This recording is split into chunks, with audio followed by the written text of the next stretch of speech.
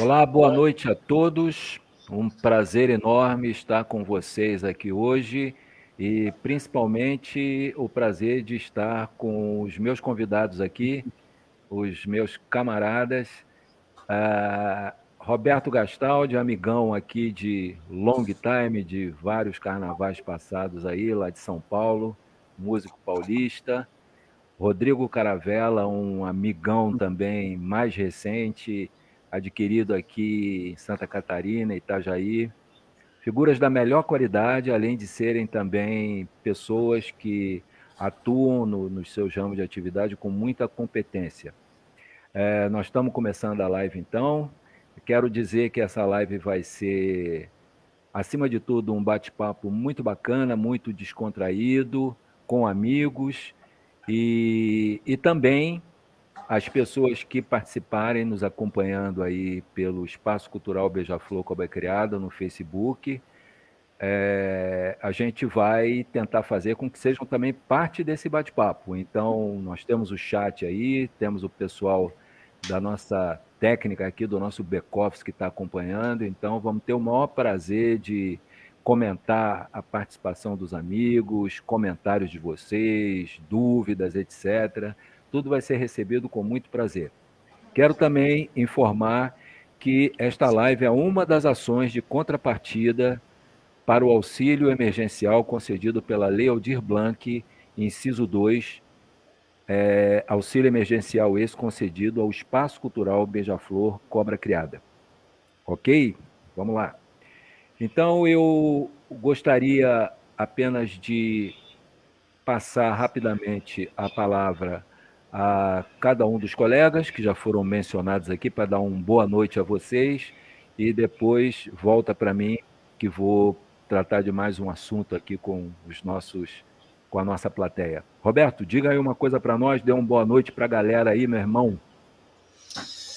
Boa noite a todos, é uma grande satisfação participar aqui, poder contribuir, também vivenciar esse encontro, né, entre amigos, músicos e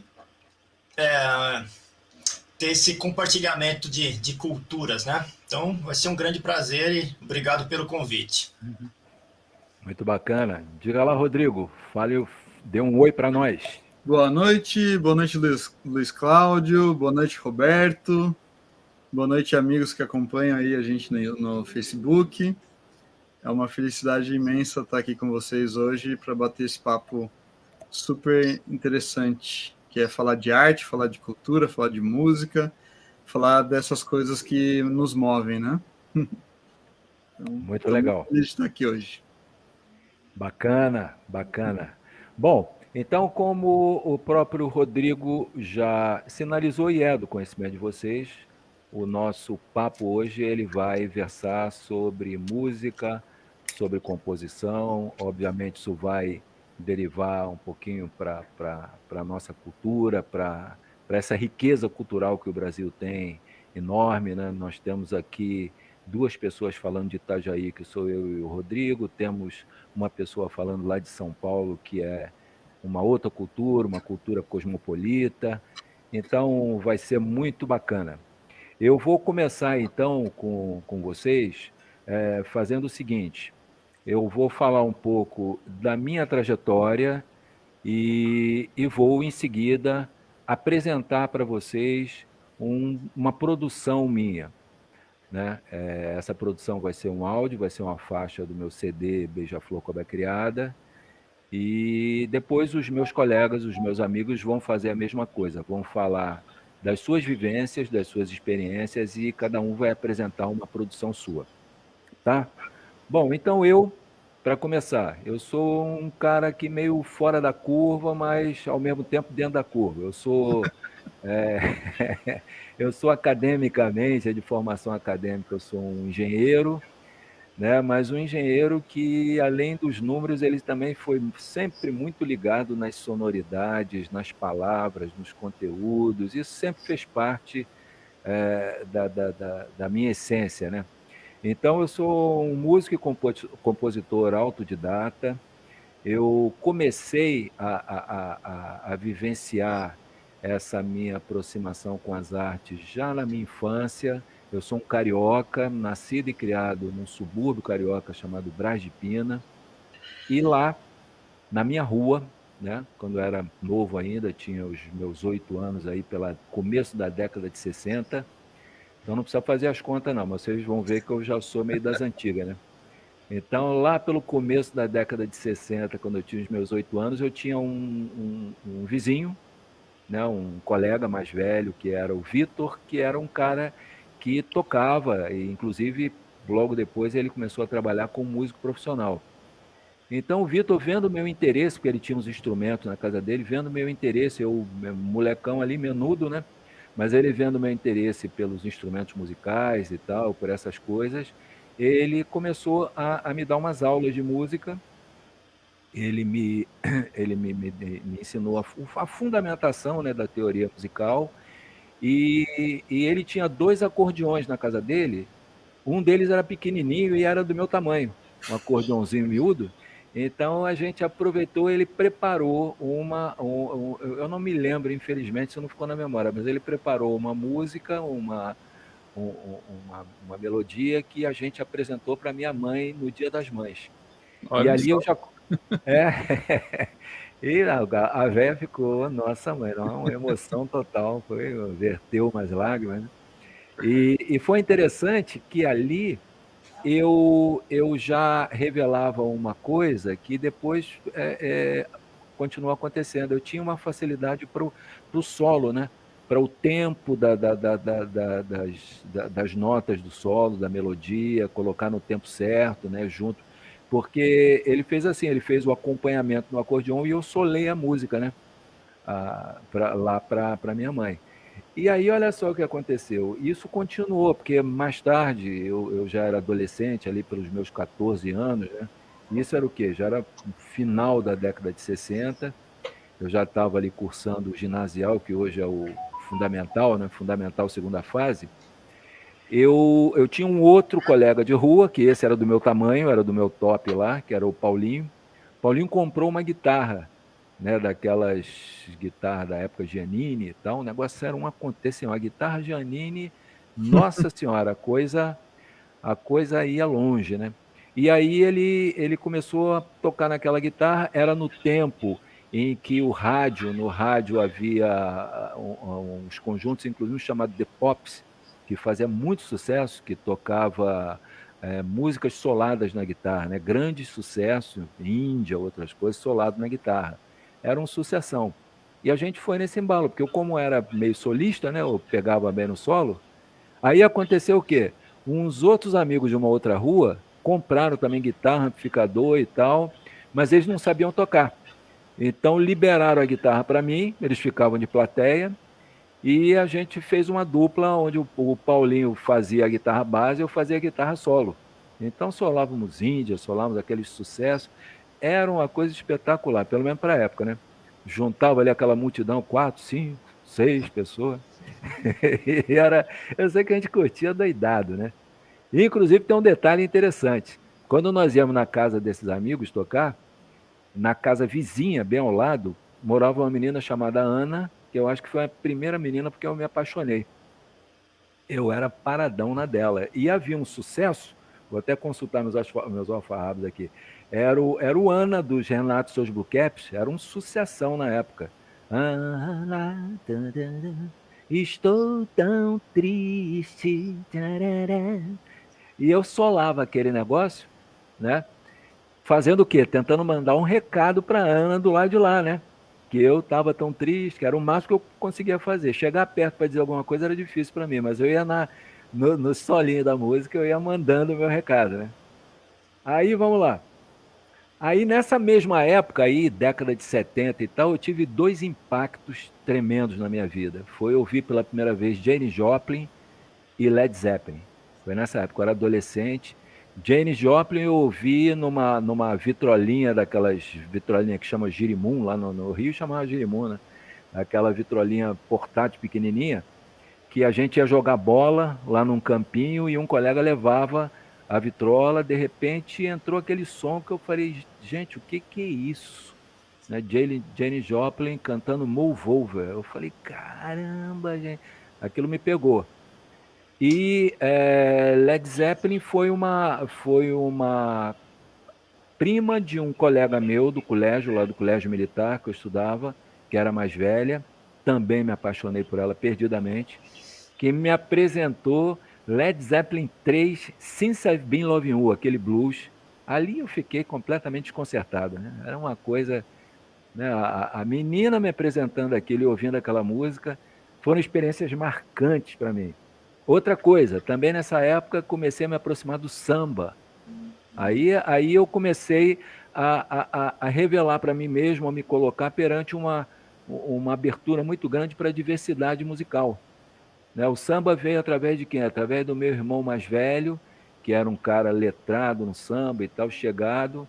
O meu bairro, Bras de Pina, ele tinha, eu acho que ainda tem uma escola chamada Tupi de Bras de Pina, que é uma escola que sempre foi periférica, mas houve uma época, inclusive, que ela foi para o grupo especial, né?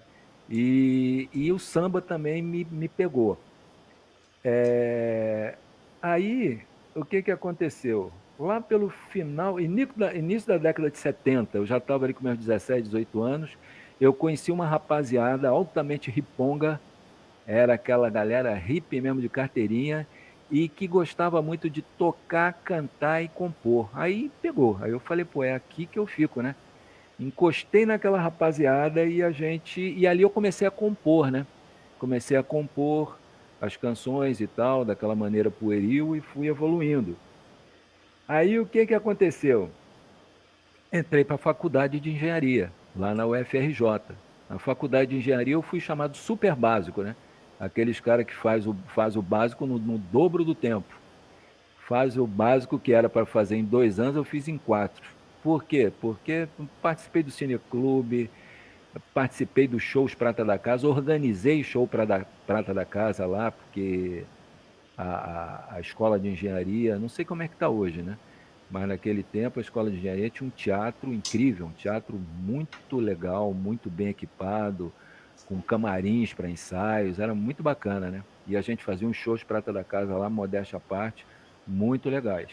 Teve participação de Elba Ramalho, por exemplo, cantando lá. Tinha umas coisas muito, muito bacanas, né? Aí, bom, começo dos anos 80, o que acontece? Me aproximei do choro. Por quê? Porque aí eu reconheci uma coisa importantíssima. Eu tinha um vizinho da rua paralela à minha rua, da rua Coirana, que era nada mais, nada menos que o Luiz Americano, clarinetista famoso do choro, né, personalidade do choro. E eu, que era moleque, eu não me ligava nisso. Eu sabia que tinha o seu Luiz Americano, que era pai da Maria, que era avô de um molequinho que era mais ou menos um pouquinho mais novo do que eu, marido da dona Érica, né? E aí eu me liguei, caramba, Luiz Americano, meu vizinho, olha só. Poxa vida. Outra coisa, o Bar Sovaco de Cobra, que é o grande berço do choro carioca, né? O choro carioca praticamente nasceu nas rodas de choro do, do Bar Sovaco de Cobra, pelo menos no século XX, nas décadas de 30, 40 para cá, que esse bar é bem antigo, né? O bar Sovaco de Cobra simplesmente ficava na penha circular, o bar matriz. Depois esse bar cresceu, tinha tem talvez vários Sovacos de Cobra no Rio, né? Mas ele na penha circular, que era um bairro colado ao meu, que dava pra gente ir a pé. Então eu ia com meu irmão do meio, nos domingos principalmente, que tinha as rodas de choro, a gente ia lá tomar uma cerveja e ficávamos ali vendo um trombonista lá, agora me fugiu o nome, poxa vida. Famoso? Vendo aqui. É, é, no- é, Raul de é, é. Barros? Não, não, não. Ele é mais recente do que o Raul de Zé da Velha, Zé da Velha. Nossa, da velha, certo. Zé da Velha tocava lá, o Joel do Bandolim tocava lá. Era uma coisa maravilhosa, né? E a gente ali do lado dos caras tomando uma cervejinha, pegando um tira-gosto, aquela coisa impressionante, né? Aí vamos lá no Alfarrábio, senão eu me perco. E tem tempo, né? Aí o que aconteceu? Ah, também outra coisa muito legal. Eu fiz amizade com um menino bacana, o Eduardo Conde, que era um cara que a formação dele musical foi muito no choro também, né? Ele fazia o Instituto Vila Lobos naquela época, participava de um curso dado pelo Paulo Moura, lá no Instituto Vila Lobos, que era a formação de conjunto, que era muito em cima do choro, né? Então, fiquei amigão também e gostava das minhas composições, né? Nessa época eu já estava compondo melhor, o pessoal já curtia as minhas músicas e tal, a gente tocava junto. Então, também foi uma amizade bem bacana. E aí, lá já pelo meio da faculdade, já meio barbudinho já e tal, já meio molecão grande, eu conheci uma outra rapaziada que era já da Zona Sul, um pessoal também muito forte de música, inclusive com músicos que até hoje estão aí tocando, né? E eu me enturmei com essa galera, mas particularmente fiz uma amizade muito bonita com o Papito Melo, que é um baixista aí conhecido, um cara que quer entrar no YouTube lá, olhar Papito Melo, tem trabalhos muito bonitos. Tocou no Nó em Pingo d'Água, tocou no Aquarela Carioca, é um belo baixista. Tocou também tive o prazer de tê-lo como uma pessoa que colaborou no meu primeiro CD e único até o momento, o autoral, alternativo, Beija-Flor Cobra Criada, que também contou com a participação do meu camarada Roberto Gastaldi, também participou lá, deu uma força, né? Então, dessa amizade, eu queria citar o Papito Melo, o Ricardo Freitas, o Cláudio Valeriano. Outra coisa interessante que aconteceu é que nessa época eu gravei minha primeira fita demo, junto com o Marcelo Barreto e com o Lúcio Costa, lá do Rio, e teve a participação da Marisa Monte, fazendo backing vocals. Olha só que beleza. Ela era novinha, fazendo backing vocal lá nas minhas canções, né? Coisa chique, hein? Foi, pô. Então, houve uma época que eu nem falava isso, eu tinha meio vergonha. Aí eu conheci o Roberto Lazzarini aí em São Paulo, falei com ele, ele falou, cara, você é louco, a primeira coisa que você tem que falar é isso. Eu falei, pô, então eu vou falar. Então aí saí do Rio em 85, a trabalho, fui morar em Pindamonhangaba, conheci a Dedé, essa minha querida aqui, que a gente vai ficar velhinho junto, né? Com toda certeza. E eu e a Dedé saímos de São Paulo em 89, porque estávamos procurando mais atividade cultural, ela sempre muito ligada nisso, e eu também. Aí fomos para São Paulo. Ficamos de 89 a 2011 em São Paulo. Nesse período eu me apresentei na noite, montei uma banda que, dentre outros músicos, tinha também Roberto Gastaldi, estava lá, tocou comigo. A gente fez umas brincadeiras junto. Nardo Garcia, o Nardão das coletividades, o batera, rei da pizza, também estava lá. E assim a coisa foi, até que aí em São Paulo o que aconteceu? Eu comecei a fazer uns cursos de escrita criativa e percebi que eu tinha um viés forte também na literatura, no conteúdo, nas letras. Sempre foi uma preocupação minha, né? Essa questão das letras, do conteúdo. E comecei a dividir um pouco meu trabalho entre a composição musical e as composições literárias, né? Comecei a escrever contos, comecei a escrever crônicas, depois poesia. E as letras eu já fazia, né? Na verdade, eu nunca tive muita parceria, nunca tive muita oportunidade, até porque eu nunca fui muito enfronhado nesse meio. Eu chegava perto, mas não estava muito ali, porque tinha atividade profissional também, engenheiro, aquela coisa, trabalhando no meio empresarial, né? E aí eu lancei em 2015 o meu CD Beija-Flor Cobra Criada, que foi uma produção independente, e é desse CD que eu vou mostrar para vocês agora uma faixa, tá? Falar da viola de 10, tá? O meu back-office aqui está pedindo para eu falar um pouco da viola de 10 também. A viola de 10 ela foi legal também. Eu tive a oportunidade de... Bom, em primeiro lugar, eu sempre gostei da viola de 10. Aí eu volto um pouco lá atrás, né?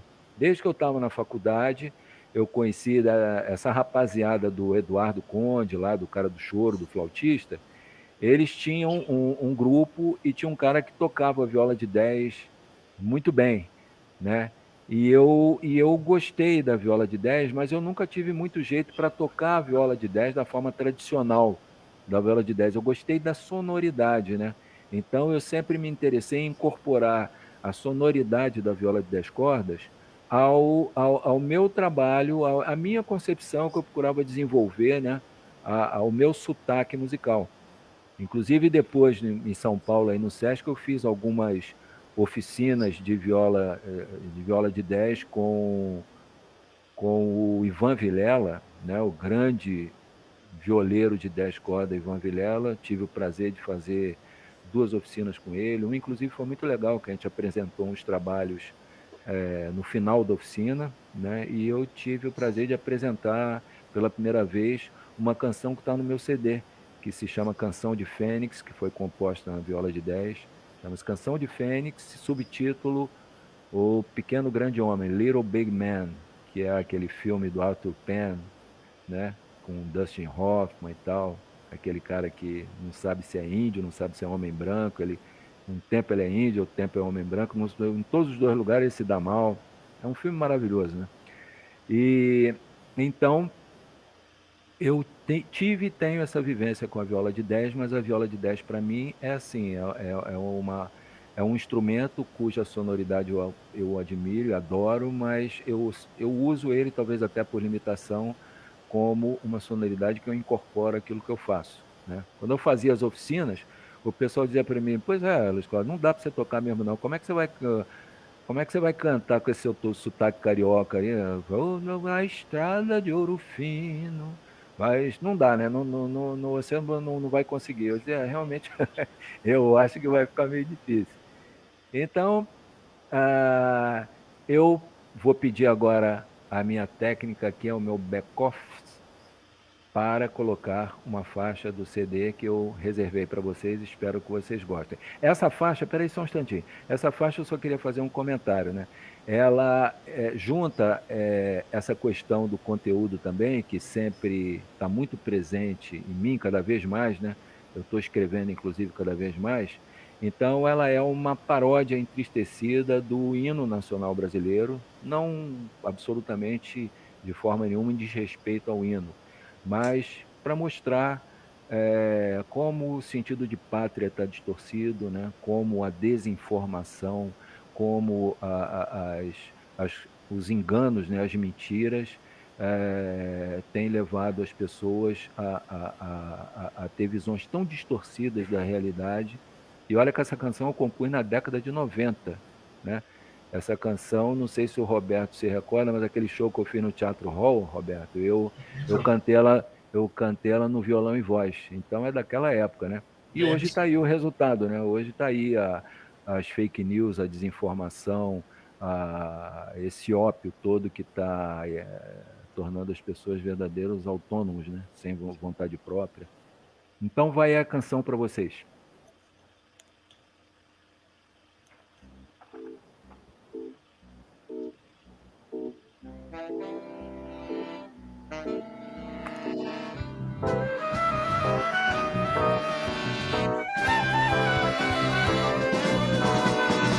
Ouvido Tietê, as margens fétidas de um povo enfermo, um grito lancinante.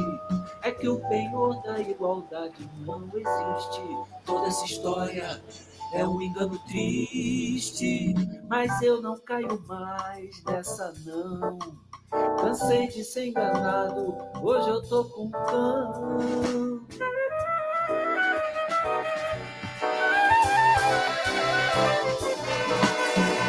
Desafio nosso peito, ó pátria amada.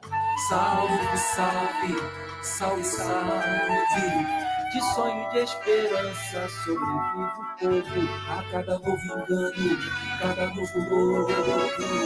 É que hoje eu tô danado, eu tô com cão. Cansei de ser enganado, não dá mais não.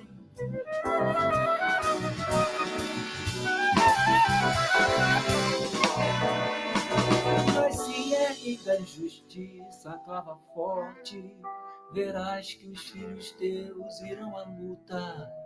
Não teme quem te adora, ó pátria amada, a única sagrada destes filhos teus.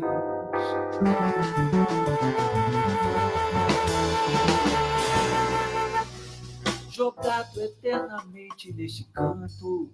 Terceiro mundo, de 4 gerações, figuras ao Brasil, quem se levando, tudo dá, tudo dá. Aqui eu já tô gostando dessa danação. Assim é que se aprende a ter mais atenção. Aqui eu já tô gostando dessa danação. Assim é que se aprende a ter mais atenção.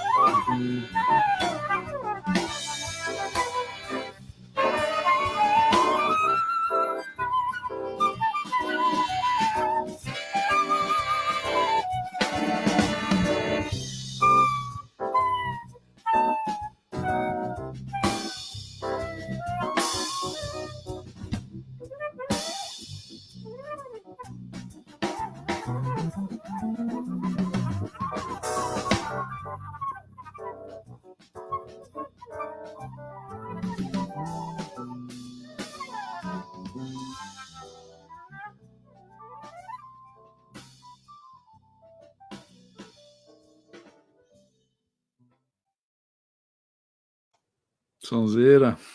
Legal. Irado. Bacana.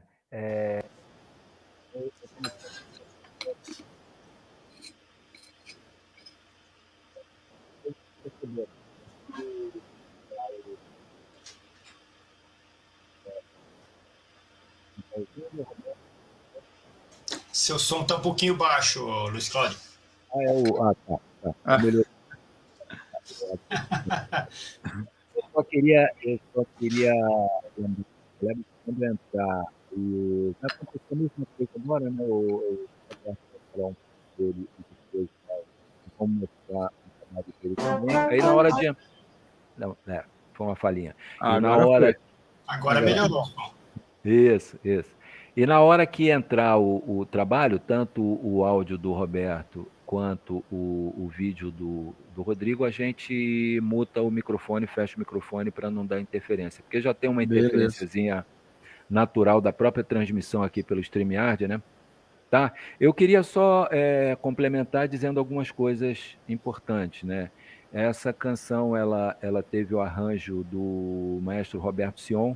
Esse meu disco, ele teve 5 canções arranjadas pelo Roberto Sion, que é um músico, além de ser um excelente clarinetista, saxofonista, desculpe, e flautista, né? Da antiga, né? Clarinetista da antiga. Também toca clarinete. Ah, legal. É que nesse disco ele tocou todos os sax dele. Nessa faixa, inclusive, eu acho que ele usou o alto, tenor, barítono e o soprano. Usou os 4. Ele fez um trabalho de sopros muito, muito legal, né? E além disso, eu acho que é importante a gente assinalar essa questão da canção, né? Daqui a pouco quem vai falar é o Roberto, que também vai fazer uma abordagem super interessante, que é mais do trabalho de música instrumental, né? Porque o Roberto, ele é um arranjador, né? E essa questão do arranjo também é muito interessante, né? Para muita gente, o arranjo é considerado como se fosse também uma composição, né? Pela qualidade de um trabalho que pode ser feito em cima de um tema e tal. E muitas vezes um arranjo ele é definitivo para você, digamos assim, colocar um tema musical, seja uma canção, seja um tema instrumental, numa condição realmente admirável, né? Então, voltando para a canção, né? Para a canção, ou seja, o trabalho que engloba música e letra. Então, a gente tem essa questão da letra que também é muito importante. Eu me preocupo com isso, né? E acho que, entrando na questão política agora, até porque não tem muito como a gente não entrar nisso, né? Quando a gente vive num momento em que nós estamos vivendo no Brasil, né? Quando a gente vê o Brasil sendo um país que que está se tornando uma ameaça para o mundo, não por ser uma Coreia do Norte, vamos dizer assim, por ser um sistema perigoso, beligerante, não, porque a pandemia aqui, por conta de uma incompetência generalizada no governo federal, em todos os níveis, né? No nível das relações exteriores, hoje a gente está vendo aí o nosso desministro das Relações Exteriores, Ernesto Araújo, se despedindo melancolicamente da pasta, porque conseguiu prestar um desserviço total, inclusive na questão da saúde pública, porque... Vai tarde, arrumou... né? Vai tarde. Porque agora o grande problema é o seguinte, na verdade, que é um ministro das Relações Exteriores, não é ele, e tenho medo de quem entrar. É o Eduardo Bolsonaro, né? Quem dá as cartas nas relações exteriores, pasmem, é Eduardo Bolsonaro, né? E está sendo cotado para entrar quem? Collor ou então Anastasia, né? Não tem, haja anestesia para a gente aguentar um troço desse, pelo amor de Deus. Então, essa questão política eu sei que está muito presente e eu sempre tenho me preocupado com isso. Essa canção, hoje ela ganha, inclusive, uma atualidade por essas questões, né? Eu queria também, rapidamente, back-office, eu queria registrar, eu sei que tem algumas pessoas interessantes que estão acompanhando a nossa live aí, queria agradecer. Digam aí para mim quem está aí, por favor. Ricardo Freitas está aí. Ricardo, um daqueles amigos que eu citei lá do Rio de Janeiro, né? Amigão está aí presente. Nado Garcia, olha aí que beleza. Leopoldo Cavaleri também está aí. Ah, meu irmão. Olha aí, irmão. A sua irmã também, Heloísa Cavaleri? Ah, minha mãe. Sua mãe, Heloísa. Poxa, que Oi, mãe! Aí. Que beleza. Isso é que é o lindo da coisa. Maravilhoso. Jorge Luiz, e aos poucos a gente vai aqui pontuando as pessoas que só vem a brilhantar essa nossa conversa e agradecer a todos aí pela presença, pela participação. Agora eu vou pedir ao Roberto, então, para nos contar um pouquinho da história dele. Não precisa ser como eu contei, não, Roberto. É que como eu sou mais antigão, né? Eu tinha tanta coisa para falar que eu precisei anotar aqui. Mas o Roberto vai falar, então. Falou até das crush da infância. Olha, mas essas aí não vai pegar nada, porque essas estão longe, né? Estão lá no começo. Aí, se fosse mais perto, ia complicar. Aí já ia encarar um escafandro aí de noite, né? Aí ia pegar um pouquinho. Mas, Roberto, fala aí para nós. Quando você terminar, então, eu aviso aqui o back-office e a gente entra com o teu trabalho, que também está muito interessante. Manda lá, Roberto. Então, vamos lá. Bom, então, eu nasci no interior de São Paulo, uma cidadezinha próxima aqui, chamada Jarinu. Mas eu saí de lá muito pequeno, né? Com 2 anos, mais ou menos. Mas essas raízes interioranas, né? E caipiras, elas permanecem comigo, né? E acho que elas vão retornando e se tornando mais fortes ainda, né? E daí meu pai mudou para São Paulo, a gente mudou muito de casa, muitos locais, em função do trabalho do meu pai. Meu pai, lá em Jarinu, era um cara muito agitador, né? Ele, além dele ser sitiante, plantava uva, tomate, fazia vinho, vinha vender coisa no Ceasa. Aí ele foi vereador, foi presidente da Câmara, era músico, né? Aprendeu a tocar, o primeiro instrumento dele era trompete, então ele e acabou aprendendo vários instrumentos. Aí uma época a banda estava sem maestro, ele pegou a banda também para reger, então esse lado musical já vinha forte, né? Aí na igreja católica ele tocava órgão, tal, então veio essa bagagem veio junto. Então, Ô, Roberto, Oi.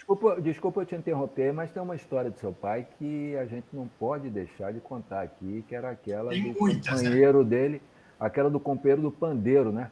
Que era o Sim. cara que deu aquela famosa declaração. Manda aí para nós, que essa é maravilhosa.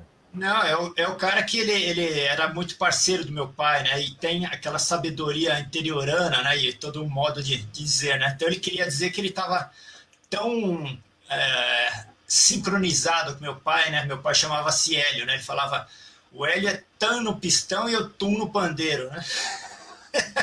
Que ele tava ali, né? Juntinho, né? O cara não perdia uma. Sincronia total. E daí, então, morando em São Paulo, quando eu tinha uns 10, 11 anos, meu pai, ele sempre quis ensinar música para os filhos, né? Meus irmãos têm uma boa aptidão musical, minhas irmãs cantam bem e tal, mas cada um foi seguindo um caminho e tal, então a vítima acabou sendo eu, né? Então, então ele pegou na época chamado pistão, né? Eu chamo de trompete hoje em dia, mas não é errado, não me ofendo, não. Tem trompetistas que se ofendem, né? Que pistão, eu não tenho o menor problema com isso, não é errado, não, né? Portanto, que em francês é chamado de piston, né? E começou a me ensinar. E eu fui aprendendo tal. Ele pegou um método de solfejo, foi me ensinando. E passou um ano e pouquinho, ele já me levou lá na banda de Diadema. Lá tinha 3 bandas em Diadema. Tinha a banda infantil, a banda juvenil e a lira, que era a bandona, né? Então, um dia ele falou, vamos lá. Fui lá com ele, eu tinha acho que 12 anos, se não me engano. E meu pai era tão doido, né? Que chegou lá, ele conversou com o cara, não, você pode ficar aí e tal, beleza. E foi embora, me largou lá, cara. Tinha que me virar para voltar de ônibus, nem sabia onde eu morava direito. Era em Diadema, eu morava lá perto do Jabaquara, em São Paulo. Então, quer dizer, já era por aí. Aí, esse foi meu início na música, né? Quando eu tinha 14 para 15 anos, eu mudei para o Paraná, 14 anos, na verdade, uma cidadezinha chamada Apucarana, não tão pequena não, a cidade interiorana, mas não é tão pequena não. E lá, eu já entrei na banda e eu já era funcionário da prefeitura como músico da banda. Fiquei 3 anos lá, tenho grandes amigos, né? Muitos faleceram. Eu tinha 14 anos, eu tinha amigos de 60 anos naquela época, né? Isso em 80 e pouco, né? Alguns faleceram, outros permanecem até hoje, são os amigos, tal. Voltei para São Paulo, porque queria estudar, tal. Aí consegui ter bons professores, né? O meu grande mestre Sétimo Paioletti, o Haroldo Paladino, também conhecido como Lelé, Sérgio Cascapeira, foram meus professores, né? E comecei a ir com ele, o Paioletti, ele tocava nos bailes, né? As famosas orquestras de baile. Essas orquestras, elas tiveram um grande clímax, né? Mas numa época um pouco anterior, acho que anos 40, 50, 60, né? Era muito forte, né?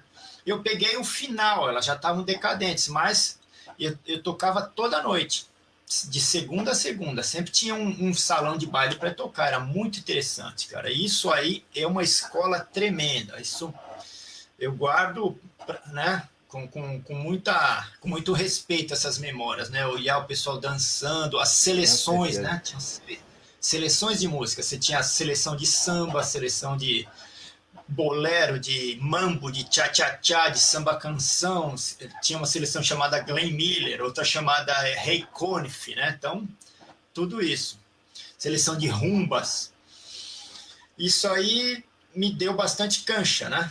Toquei em várias orquestras, toquei na orquestra do Osmar Milani, toquei na orquestra do maestro Silvio Mazuca, Francisco Petrônio, e minha vida foi caminhando por aí, né? Depois passei a tocar em conjuntos de baile, depois entrei na Banda Sinfônica do Estado de São Paulo, né? Prestei concurso em 89, entrei, e nela permaneci até ela ser extinta pelo governo do estado de São Paulo, né? Na época, senhor Geraldo Alckmin, na época, em 2017. Então, permaneci ali 27 anos, 28 anos. E também me deu uma bagagem boa. Tive outros grupos, né? Teve uma banda instrumental, que eu fui um dos fundadores e um dos arranjadores, fui produtor, chamada Banda Paralela, fui produtor do CD, a gente trabalhou muito, assim, era uma banda instrumental itinerante, que tinha uma veia cômica, mas a gente sempre levou a música muito a sério, a gente trabalhou muito, a gente tinha muitos eventos, assim, tinha dia que a gente tinha 5 eventos no mesmo dia, assim, a gente era muito requisitado mesmo. Depois saí dessa banda, aí montei um outro grupo chamado Sopro Brasileiro, que existe até hoje, chamando amigos, né? Nosso amigo Nado, aí citado agora há pouco, é um dos integrantes. E esse grupo surgiu com a proposta de ser uma homenagem às orquestras. Então, o repertório é bem mesclado, né? E é bacana, assim, eu gosto muito. Só que eles são só metais, né? Que as palhetas não fiquem bravas, né? Mas temos 3 trompetes, 2 trombones, uma tuba e 2 percussões, né? E na falta de arranjador melhor, o arranjador acabou sendo eu mesmo, né? Na falta de outro. Então, eu gosto muito de fazer os arranjos. Eu tenho, né? Não tenho rapidez, não tenho facilidade, mas eu gosto de ir construindo, assim, dentro da minha vivência, do que eu já ouvi, eu acho muito bacana, assim, acho muito interessante, né? Você falou do arranjo, uma vez num curso em Campos do Jordão com o grande mestre, né, compositor e arranjador Moacir Santos, ele fala assim, o arranjador é um decorador musical. Ele era uma figuraça, né? E esse grupo permanece até hoje. Eu dou aula no Conservatório Municipal de Guarulhos, nesse momento aulas online, né? Sim, a gente tem conseguido fazer, está sendo bacana, até algumas limitações, mas está sendo bacana, assim, dá para manter mesmo o ritmo das aulas, né? Está sendo legal. Lá eu tenho um projeto que eu propus, cada professor tem seu projeto, um dos meus projetos lá chama-se trompete.com.br, e a proposta é estudar linguagens musicais. Quer dizer, aí eu fui tentar aproveitar as coisas que eu vivi, né? Essa questão das orquestras de baile, que peguei muita cancha, né? Você sentava num naipe com outros profissionais, então você tá ouvindo ele tocar, tocando junto, ele tocava do lado do meu professor, né? Ele falava, olha, isso aqui você faz assim, ó, isso aqui, sabe? A noite inteira, cara, isso é maravilhoso, né? E daí... Então, nesse projeto, eu busco passar a estudar linguagens. Aí eu comecei a criar alguns exercícios, sim.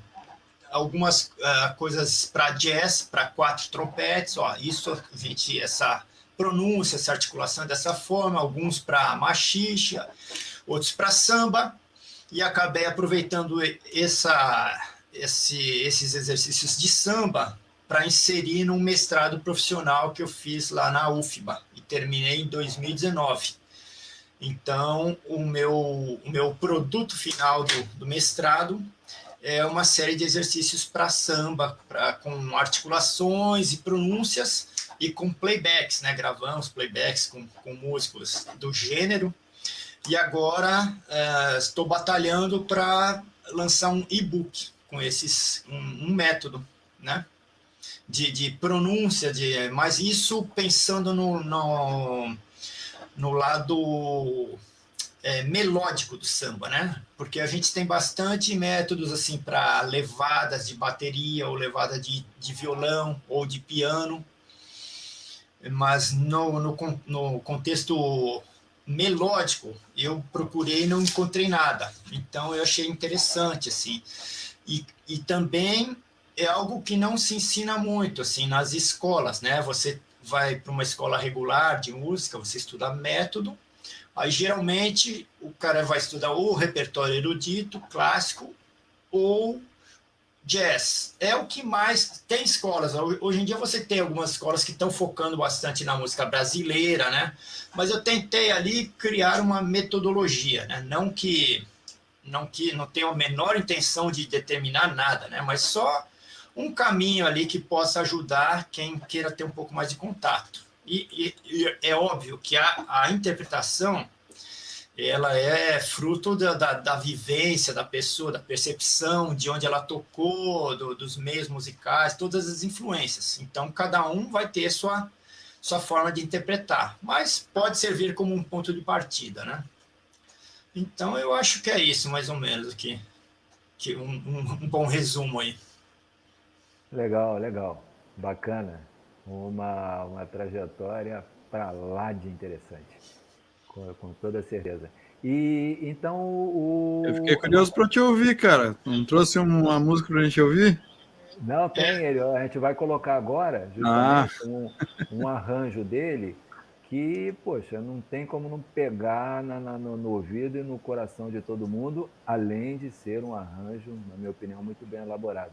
A técnica vai colocar aí para nós. Vamos fechar o microfoninho, Isso. por favor.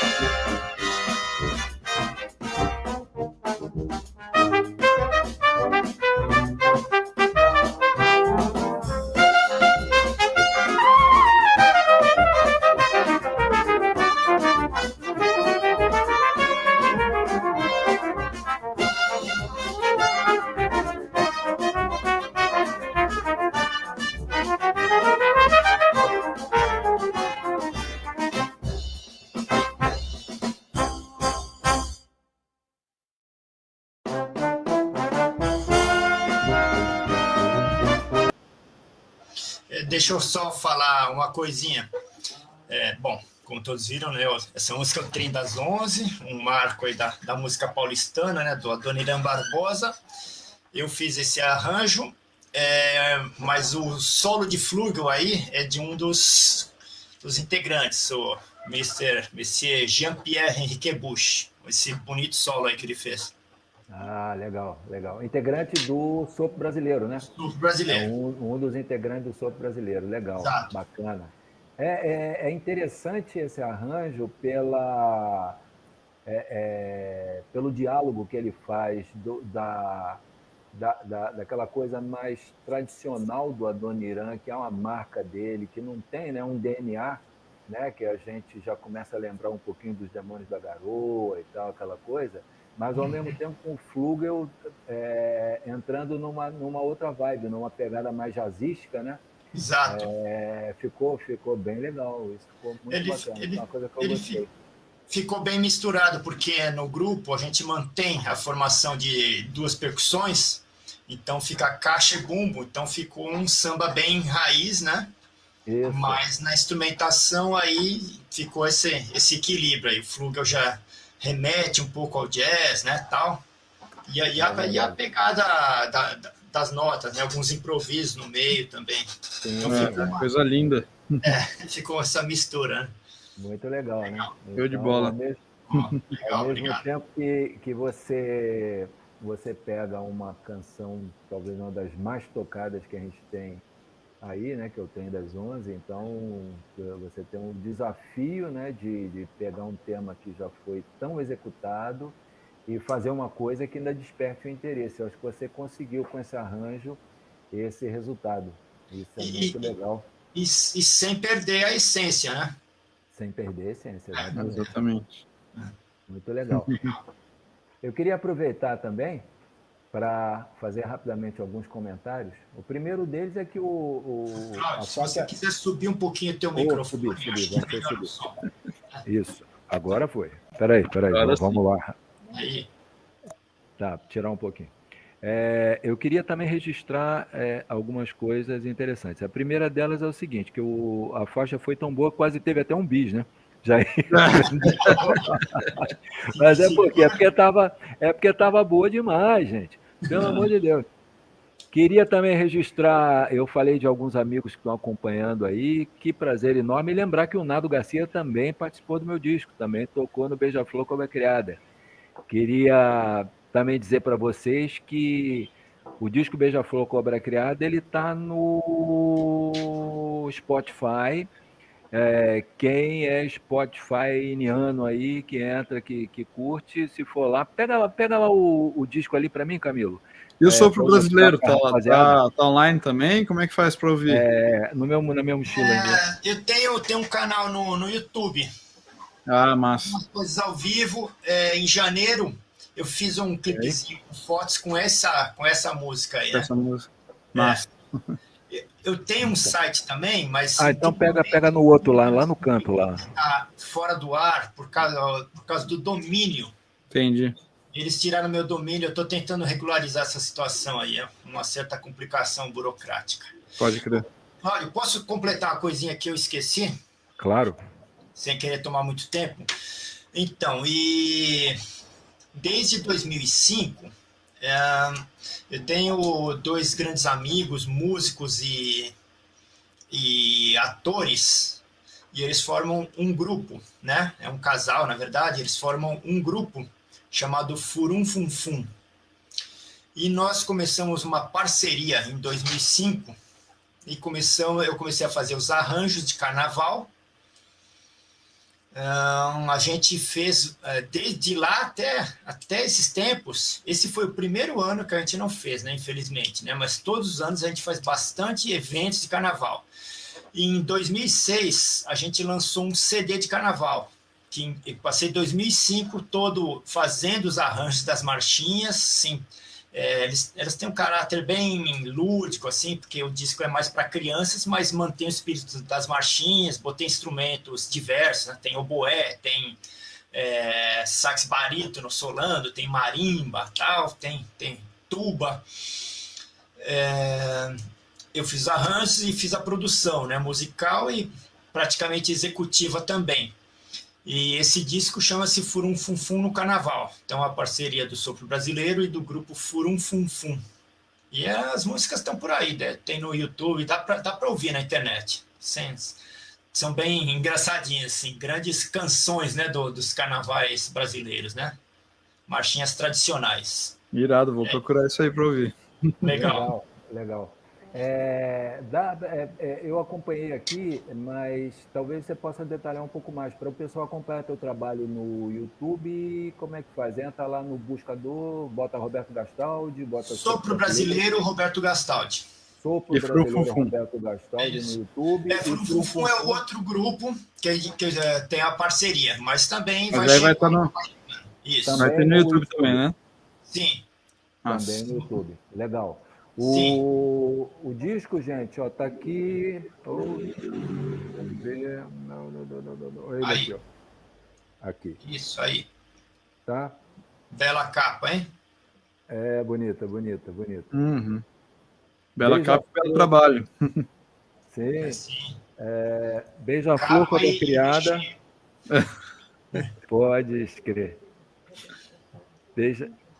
Isso, Beija-Flor Cobra Criada no Spotify, Luiz Cláudio, essa capinha amarela, vocês podem acompanhar o trabalho lá e a gente agradece. O que você perguntou, Andréia? Sopro Brasileiro Roberto Gastaldi? Não, é só entrar no buscador do YouTube, Sopro Brasileiro Roberto Gastaldi, normal. E Furum Fum Fum, a mesma coisa. A André já está pesquisando aqui, já está querendo compartilhar, já está uma grande... já coloca nos comentários lá o link para a gente achar fácil depois. É isso aí. Queria também, antes de passar para o Rodrigo, mencionar a colaboração que eu tive para fazer esse disco. Foi um disco que levou 7 anos para ficar pronto, não foi pouca coisa não. A gente começou em 2008, ele só ficou pronto em 2015, que foi quando eu lancei. Foi um trabalho feito na unha, foi um trabalho com todas as dificuldades que a gente possa imaginar de um disco independente, mas sempre com muita confiança de que ia dar para fazer uma coisa legal, com muita preocupação com a qualidade, né? E a gente teve participação de muitos músicos amigos. Papito Melo participou também, além do Roberto Gastaldi, do Nado Garcia. E queria registrar aqui uma coisa que eu fiquei sabendo esses dias, que um baixista que participou de uma das faixas do disco chamado Indelevel, o Digão, faleceu recentemente aí de Covid-19. Então, uma nota triste, eu fiquei muito triste, né? Era um baixista bacana, um cara também de baile da noite, aquele cara que, nossa senhora, eu fui gravar no estúdio com ele, a gente sentou meia hora antes, eu passei pela harmonia, ele pegou e já, pimba, o cara pegava no ato, colocou um baixo muito bonito. E são essas perdas que a gente tem, né? São tantas, né? Cada perda uma tristeza multiplicada por tantas pessoas. Por 300 mil. E 300 mil, né? 300 mil mortos, quer dizer, quantas mil tristezas, quantas mil perdas, né? Quantas mil dores. É isso que a gente está vivendo. Bom, mas vamos lá. Vamos então agora pedir para o Rodrigo Caravella falar para nós um pouquinho da trajetória dele, da vida dele, por esses caminhos aí da arte educação. O Rodrigo, ele já tem essa coisa legal que ele trafega ali, transita pela educação, é professor do Instituto Federal aqui de Santa Catarina, inclusive professor do meu filho Camilo, lá no Recursos Pesqueiros. E ele vai falar dos projetos dele, vai falar dessa experiência, vai ser muito legal. Depois a gente vai mostrar também uma produção do Rodrigo. Vamos lá, Rodrigo. É difícil falar depois de ouvir dois grandes músicos aí com trajetórias tão lindas, né? E tão diferentes da minha, né? Eu sou ainda um guri pequeno, ainda perto dessa trajetória que vocês apresentaram aí. Ainda estou começando. Vocês falando aí, porque na década de 80 eu estava gravando tal disco, tocando em tal banda. Eu estava nascendo na década de 80. Eu ainda era Mas é isso, né? Cada um tem o seu tempo. Eu estou, digamos que ainda no começo da minha trajetória, e a minha formação, o meu caminho na música é um pouco diferente, assim, né? Do que vocês trilharam, né? Eu sou do interior de São Paulo, nascido ali em Campinas, mas passei a minha infância e minha adolescência em Americana, ali no interior, né? Interior de São Paulo. E, assim, o meu pai meu pai era médico, mas era músico, assim, de tocar muito em casa. O Luiz falou do acordeão, eu lembrei do meu pai tocando acordeão em casa, tocando violão, viola. Ele era muito parecido comigo, assim, né? Ele gostava muito da música em si, mas também adorava os instrumentos musicais e queria tocar de tudo, né? É um pouco como eu sou hoje em dia, assim, né? Acaba não se dedicando a nada, né? Direito. Mas... Então eu aprendi, assim, a tocar o violão, tocar percussão, tocar alguns instrumentos em casa mesmo, né? E o violão, principalmente, foi o instrumento que mais me acompanhou, assim, minha vida inteira. Mas, assim, eu fui estudar mesmo música só depois de mais velho. Antes disso, eu fui fazer faculdade, né? Antes de estudar música mesmo em conservatório. E eu sou oceanógrafo. Eu vim lá do interior de São Paulo, vim para Itajaí para estudar oceanografia. Acabei me apaixonando pela cidade, por Santa Catarina, né? Por Itajaí. E adotei a cidade, ou fui adotado, né, pela cidade desde então. Então tenho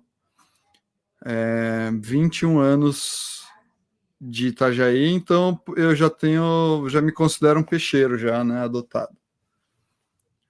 Já não sou tão caipira como era, apesar do sotaque ainda, né? Mas então na faculdade eu fui cantar no coral da Univale, montei alguns grupos vocais, sempre tocando violão com os amigos, né, nas rodas de cerveja e conversa, né? E assim, a música então sempre me acompanhou mais como uma amiga, assim, né? A música era uma amiga minha durante a graduação e depois da graduação mesmo que eu fui transformar a música em algo mais mais parte da minha atividade profissional, né? Ela deixou de ser só uma amiga e passou a ser uma colega de trabalho também, né? Então, eu como tinha já essa vocação, essa vontade de trabalhar, de fazer música, né? De fazer arte, eu fui de alguma forma, assim, eu junto com meus colegas de trabalho, né? Com meu irmão, que está aí assistindo a live, né? E outros amigos, a gente foi buscando maneiras de unir oceanografia com música, né? Olha que loucura, né? Unir ciência, né? Unir o estudo que a gente tem e a paixão que a gente tem pelo mar com a paixão que a gente tem pela arte, pela cultura, né? Então a gente foi buscando maneiras de transformar a música numa ferramenta, né? De conservação marinha, de educação ambiental, e assim que a gente conseguiu colocar a música como também uma atividade profissional, de alguma forma, né? Na minha e na nossa caminhada. Então, fiz parte do coletivo, faço parte, né, do coletivo Memórias do Mar, que usa a arte, a cultura e a educomunicação como uma ferramenta, então, para a educação ambiental e para a conservação dos oceanos. E em 2008, se não me engano, eu fui convidado para integrar o Grupo Cultural Tarrafa Elétrica, que é um grupo aqui de Itajaí, fantástico, né? Meus irmãos do Tarrafa Elétrica já estavam já tinham alguma caminhada, mas a partir então de 2008 eu adentrei esse grupo fantástico, onde a gente trabalha principalmente o fortalecimento da identidade cultural, né, de Itajaí, de Santa Catarina, do pescador, da pessoa que tem a sua vida ligada ao mar, né? Então, como a minha vida já estava ligada ao mar e a Itajaí, eu me senti peixeiro suficiente para fazer parte desse grupo, né? O Tarrafa Elétrica tem aí 3 trabalhos gravados, né, o disco Linhada de Cultura de 2009, depois o 10 anos Tarrafiando, que foi gravado em 2012 ou 2013, se não me engano, acho que 2012, e depois o álbum Cardume, que a gente lançou, se não me engano, em 2018, mais recente, né? Trabalho mais recente.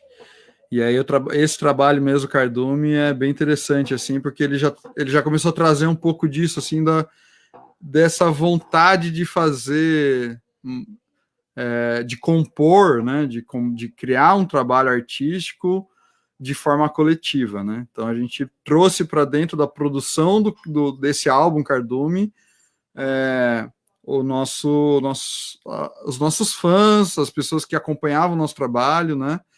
Então a gente montou um grupo lá no Facebook e todos os detalhes de produção, desde a escolha do repertório até a escolha dos ritmos para cada música, detalhes às vezes das letras das músicas, essa rotina da produção do disco, ela foi aberta lá nesse grupo, onde as pessoas podiam entrar, dar os seus comentários, dar os seus pitacos, né, e participar então da produção desse álbum, né? O próprio nome do disco já remete a esse trabalho coletivo, né, do Cardume, onde não há uma liderança única, né? Essa liderança ali da produção, ela foi compartilhada por em diversos momentos, pessoas lideraram diferentes processos, né, da produção do disco. É um trabalho bem legal, bem bonito. E aí, a partir de 2018, então, eu ingressei, para além do Tarrafa Elétrica, eu ingressei num novo trabalho.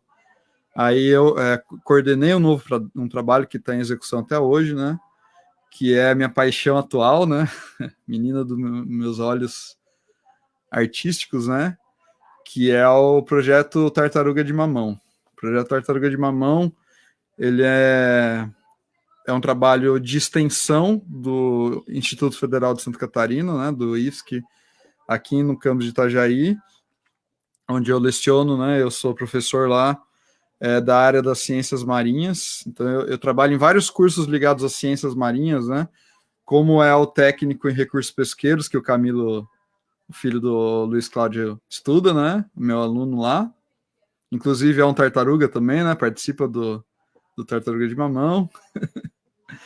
E outros cursos que a gente tem, né, ligados às ciências marinhas. A gente tem cursos de pós-graduação também, né, a gente tem... a gente trabalha também com pescadores profissionais, né, a gente dá curso de formação para pescadores profissionais. Então, a gente está o tempo todo trabalhando com diversos públicos diferentes, adaptando a linguagem o tempo todo, né? Às vezes eu estou dando aula de oceanografia para professores das redes de ensino aqui de Santa Catarina, e dali a pouco eu estou dando a mesma aula, trabalhando o mesmo assunto com pescadores, né? Que tem uma linguagem, uma vivência, uma história de vida completamente diferente, né? É bem legal, né, essa oportunidade que a gente tem aqui, né, de trabalhar com públicos muito distintos, muito diversos, assim, né? Mas aí o Tartaruga de Mamão surgiu de uma ideia de trabalhar, então, conservação marinha, né, trabalhar temas de conservação marinha, usando a música e a arte popular, né, a cultura popular como uma ferramenta, né? Então a gente foi buscar lá na cultura do boi de mamão a nossa inspiração, né, para fazer esse trabalho. O boi de mamão é uma cultura, é um folguedo tipicamente catarinense, né? É uma brincadeira de boi como outras que existem no Brasil todo, né? Como lá tem o boi do Maranhão, o Bumba Meu Boi, Boi Bumbá e outros, né? Ao longo de todo o Brasil, outras brincadeiras de boi. Aqui em Santa Catarina, a gente tem o boi de mamão, que tem ali seus ritmos, seus instrumentos, seus personagens, né? E o seu enredo particulares, né? Um pouco diferentes dos outros bois, né? Então, buscamos a inspiração no boi de mamão para contar a história, como as brincadeiras de boi contam o alto do boi, né? Que é a morte e a ressurreição do boi, né? A gente pegamos, né, nos apropriamos desse folguedo para contar a história de uma tartaruga marinha, né? Uma tartaruga de couro, que é a maior espécie de tartaruga marinha que a gente tem no mundo, né? Aquela tartaruga enorme, gigante, que está lá no mar, lá no oceano nadando, e aí, como ela se alimenta de águas vivas, em algum momento ela está comendo ali as águas vivas e acaba encontrando uma sacola plástica perdida no oceano, come ela por engano, né? E acaba morrendo, e depois, com a ajuda da plateia, né, com a ajuda do nosso público, ela volta à vida, né? Como o boi volta à vida no boi de mamão. Então a gente pega esse enredo, né? Esse alto do boi, passa para a tartaruga marinha, e aí também a gente foi, a partir dessa brincadeira de ressignificar os personagens, né?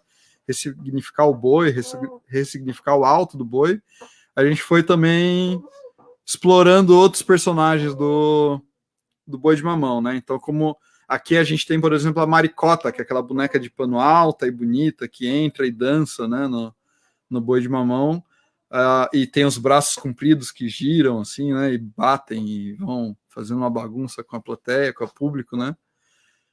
A nossa Maricota é uma lula gigante, bem grandona, assim, com 8 braços, né, e tentáculos girando na plateia. Um outro personagem também do Boi de Mamão bem famoso, que é a Bernunça, né? Que é uma mistura de um dragão chinês com um boitatá, assim, é uma criatura mística, né? Com uma boca bem grande que gosta de comer criancinhas no público, assim, né? A Bernunça, ela tem essa brincadeira, né? De comer as criancinhas e depois elas entram para dentro do corpo dela e ela vai crescendo e tudo, né? A nossa Bernunça é um... Adora, né? Hã? A criançada adora isso, né? Nossa, a criançada pira, né? A nossa Bernunça, então, é um tubarão mangona, né? Também é uma espécie de tubarão ameaçada de extinção, né? E também muito assustadora, né? Assim como a Bernunça assusta as crianças, né? Nosso tubarão mangona também, quando entra, toca o terror na criançada, às vezes come uma criancinha, mas ela é um pouquinho mais mansinha, né? Do que a Bernunça, porque justamente a nossa pretensão é também transformar a maneira que a gente vê, né, essas criaturas marinhas, né? Então a ideia, na verdade, não é causar medo, né? É causar encantamento, né, com a Bernunça, para a gente se encantar com ela e transformar nossas atitudes, né, em relação ao mar, ao oceano, aos nossos hábitos de consumo, né? Então, o Tartaruga de Mamão trabalha, então, com essa ressignificação do boi de mamão para trabalhar vários temas ali de conservação marinha. É um trabalho pelo qual eu sou muito apaixonado, adoro ficar falando, então, se vocês não me cortarem, eu vou passar a madrugada aqui falando do Tartaruga de Mamão, né?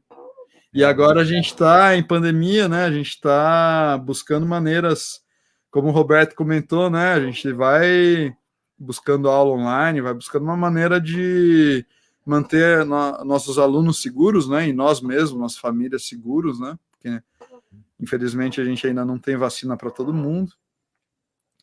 Então, a gente também está... O Instituto Federal de Santa Catarina está com as aulas presenciais suspensas, né? A gente está trabalhando online também, assim como o conservatório que o Roberto trabalha, né? Guarulhos. De Guarulhos, isso, de Guarulhos. E o Tartaruga de Mamão tá agora... Inclusive, vou trazer uma notícia boa aqui, porque ontem saiu o resultado, a gente aprovou um projeto lá dentro do IFSC, né, que é o Projeto Permanente de Arte e Cultura. Então, a gente vai ter agora recurso e bolsa para os nossos alunos, e a gente vai... Fala para o Camilo ficar ligado. Já está aqui do lado e já está curtindo. Ah, massa. Mas aí a gente vai fazer um trabalho bem legal esse ano, que é... Porque ano passado, né, no primeiro ano da pandemia, a gente produziu materiais didáticos, né, para a gente... Pegando a partir de cada um dos nossos personagens, a gente criou um documento virtual, assim, né, para trabalhar temas transversais. Então, a gente tem, por exemplo, a Tartaruga Verde, que é um dos personagens que a gente apresenta, e a Tartaruga Verde, a gente chama... Ela não é verde, né, não sei se vocês sabem, mas a Tartaruga Verde, ela é parda, né, ela é meio marrom, assim, né. Só que a gente chama ela de Tartaruga Verde porque antigamente os pescadores pescavam tartaruga e comiam ela, né? E como ela se alimenta de algas, a carne dela fica esverdeada. A carne, a gordura, ela por dentro ela é verde, né? Então, os pescadores chamavam tartaruga verde porque a hora que ia preparar ficava uma carne verde, né? Era uma carne verde. E aí, a partir, então, dessa, por exemplo, né, da Tartaruga Verde, a gente procura trabalhar a alimentação saudável com as crianças, né? Então, a gente montou esse material didático aí, e cada um dos nossos personagens aborda um tema diferente, né, um tema transversal. Com a Lula Gigante, a gente trabalha a dança e movimento, né? Com a Mangona, com o Tubarão Mangona, a gente trabalha consumo responsável, né? A gente transformar nossos hábitos de consumo. E assim por diante, né? Cada um dos nossos personagens tem um tema transversal e a gente vai começar a aplicar esses materiais, né? em escolas e grupos de alunos, né, de crianças da educação infantil, né? Então a gente vai começar esse trabalho amanhã. Amanhã a gente vai ter a nossa primeira escola, né? A gente vai fazer esse trabalho online também, né? E, inclusive, se vocês conhecerem vocês, né, Roberto, Luiz e o pessoal que está assistindo, se alguém for professor de educação infantil ou tem algum projeto que trabalha com crianças, é só chamar a gente que vai ser um prazer atendê-los, né? A gente vai fazer encontros virtuais de mais ou menos 1 hora de duração com as crianças, né? Trabalhando boi de mamão, trabalhando tartaruga de mamão e trabalhando sistemas transversais. Vai ser uma atividade bem legal que a gente vai estar executando. Com certeza. A gente já está aqui, já estou confabulando com o André, que a gente tem uma parceira na Bahia, em Salvador. Nossa. Solange Simões vai adorar isso aí. Solange, conheço ela. Então, já dancei com ela, já. Isso, também tá na dança, é isso aí. Vamos também vou divulgar esse trabalho aí para as colegas de educação infantil, é bem interessante. Massa. Legal. Legal. É admirável esse trabalho do Rodrigo com tartaruga de mamão. Realmente, ele falou, né? Já descreveu muito já descreveu muito bem para vocês, mas eu acho legal também reforçar isso como alguém que acompanha, né? Como público, como pai de aluno e tal. É um trabalho admirável. Digamos assim, a habilidade, o talento, a inteligência, a sensibilidade com que eles conjugam diversos temas, diversos assuntos mediados pela arte, pelas linguagens artísticas, né? Meio ambiente, educação, cultura popular, qualidade de vida, alimentação saudável, como ele falou aí, é muito legal mesmo. Uma coisa também, eu aproveitar e falar mais um pouquinho, porque a gente estava falando de composição, né? A nossa conversa é composição, e eu lembrei agora, porque a gente tem um processo bem diferente de composição, né?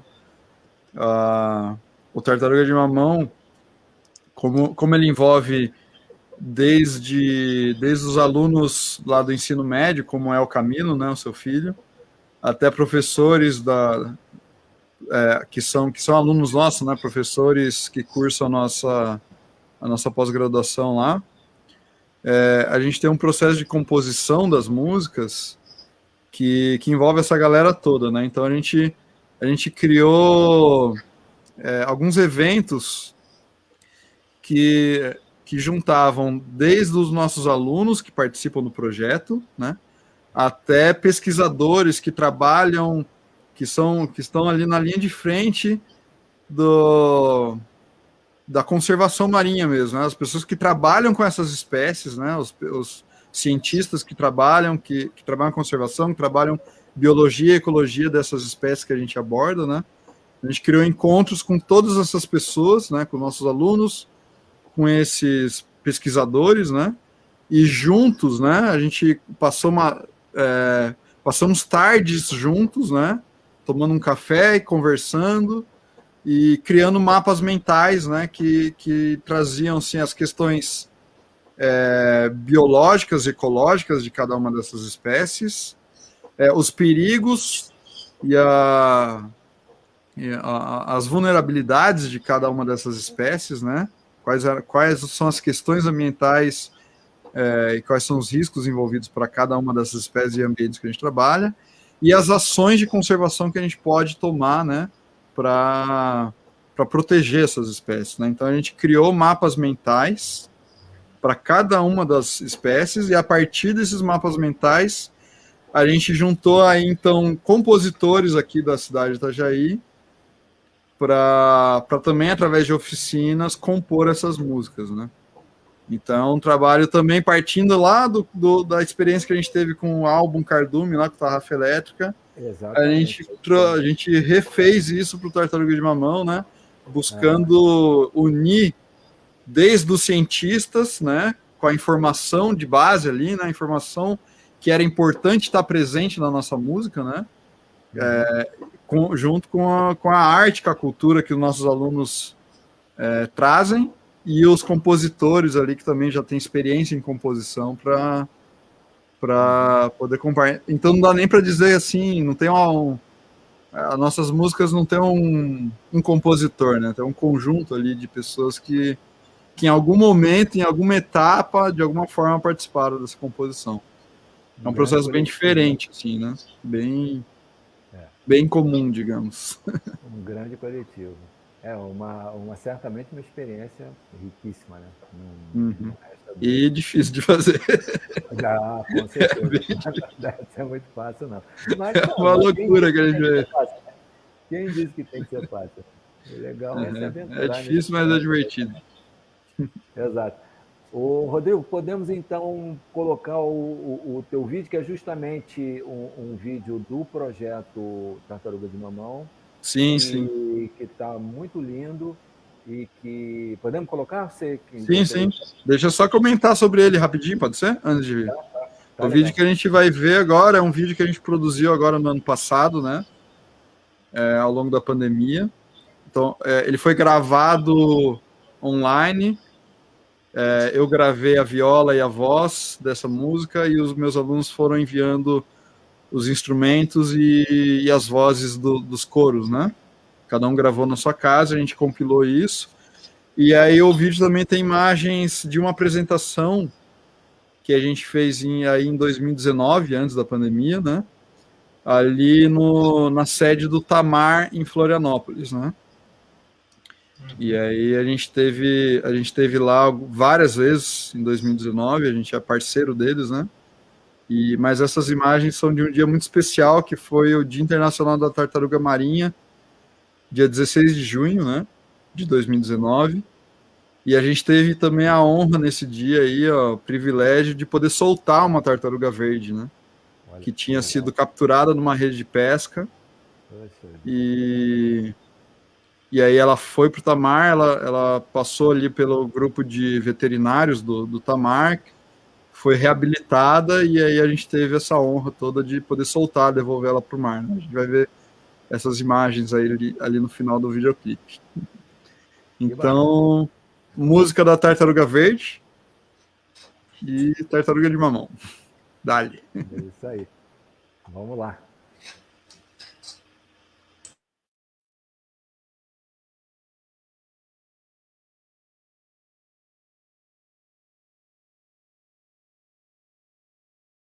Vem ver, vem cá, vamos procurar. Sorrir, brincar e aprender com o mar. Vem ver, vem cá, vamos procurar. Sorrir, brincar e aprender com o mar.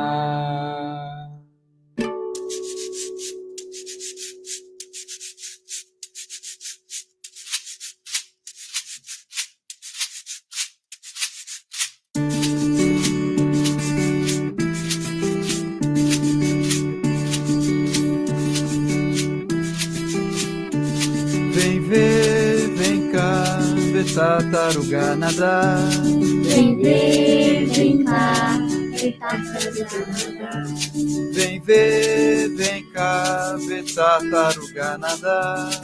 Vem ver, vem cá, ver tartaruga nadar. Essa tartaruga verde gosta de comer salada, come tanto que por dentro fica toda esverdeada.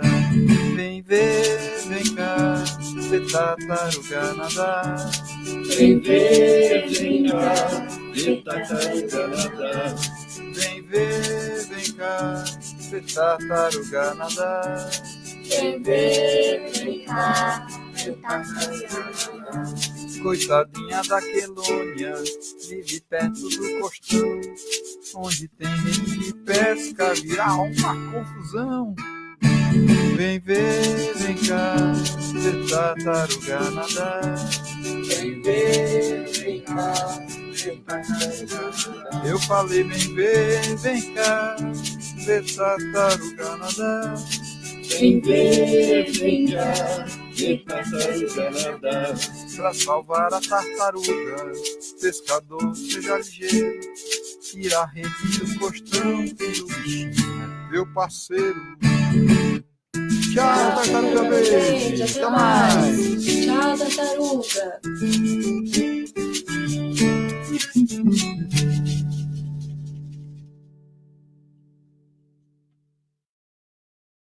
Vem ver.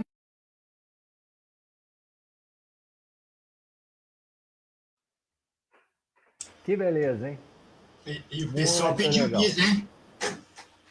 Oi? O pessoal pediu bis, que já tava. Ah, não, aqui é bis direto. Aqui não tem esse negócio, não. A O coisa povo quando é boa. pediu, É, exato. Olha, isso tá legal demais. Gente, o Rodrigo, tem duas pontuações para fazer aqui nessa tua fala tão rica, né? Tão cheia de. A primeira delas é justamente a respeito disso. Você, quando falou num determinado momento, você disse que você é bem mais novo e tal, e que tua trajetória é muito menor, e que você, por se dedicar a tanta coisa, acaba não fazendo nada direito. Eu muito discretamente me permito discordar.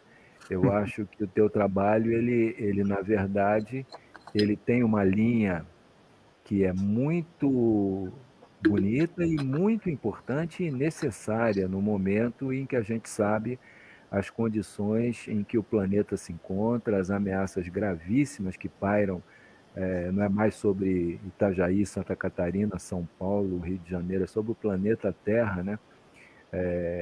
Nós vivemos uma condição alarmante, né? Vários cientistas, vários especialistas mandando mensagens de muita preocupação. Ao mesmo tempo, não posso deixar de dizer que nós temos um governo que nega tudo isso, né? que segue uma linha de um ex-presidente americano que felizmente não está mais lá e que possibilitou, de uma certa forma, oxigenar a geopolítica um pouco mais, né? E o teu trabalho, ele é assim, ele é um trabalho cheio de transversalidade, cheio de conexões, e conexões importantíssimas, né? A arte, a educação, o meio ambiente. Então, eu acho que você, pela tua pouca idade ainda, pelo que você tem pela frente, você está de parabéns e o teu caminho é muito bonito. E, além disso, uma coisa da maior importância e da maior necessidade. O outro comentário que eu vou fazer é o seguinte: você é de Americana, então? Sou de Americana. Na verdade, Americana é eu aquela... nasci em Campinas, né? Mas eu fui criado em tá. Americana. Criada em Americana. A Americana é aquela cidade onde atuou muito o Chupacabra, né? O Chupacabra. O Chupacabra, eu me lembro. O Chupacabra atuou muito naquela região de Americana, ali, Santa Bárbara do Oeste. Chupou muita cabra lá. Americana, o bicho pegava ali. Era numa época em que eu trabalhava muito como engenheiro, viajando muito por esse interior paulista, Piracicaba, Santa Bárbara do Oeste e tal. E era na época do chupacabra. Eu, inclusive, transitava por ali meio ressabiado, porque, imaginou? Você tá por ali, você deparar com o chupacabra, não é brincadeira, não. Eu não tive essa oportunidade na minha estada lá em Americana. Isso, não cheguei a cruzar com ele, não. Eu acho que ele saiu dali e foi encontrar lá com o ET de Varginha. Entrou com o ET de Varginha ali, ele já derivou para o outro lado. Agora,